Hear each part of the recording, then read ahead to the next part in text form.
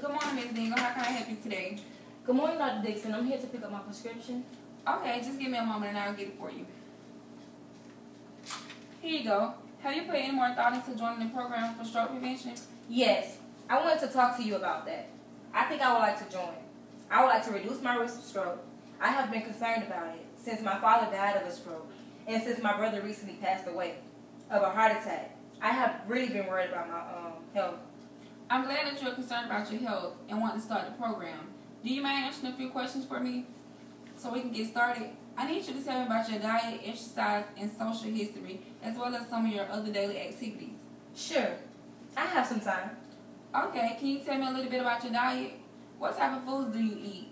Do you usually eat out or do you cook at home? I eat fast food a lot on my way home from work. It is just so quick and easy.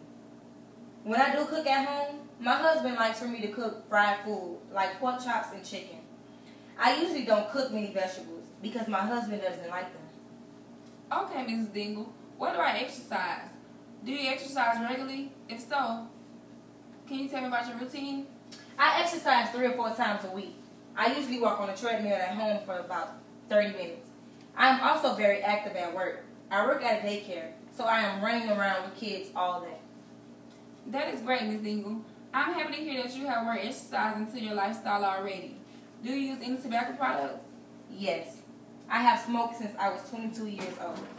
I currently smoke about 1 pack a day. Okay, I noticed last month that we checked your blood pressure here at the pharmacy, and it was 150/90. Is that about normal for you? No. It was a little higher than normal that day. I think it is usually about 135/85. Okay. Do you mind telling me a little bit about your family history?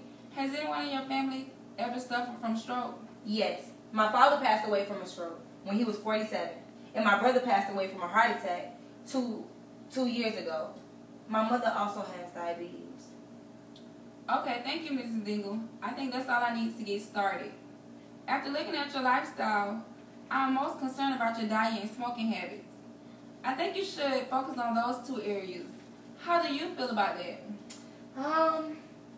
I don't want to quit smoking right now. I have tried so many times before, and it's just too bad. I am not sure if I can handle that right now.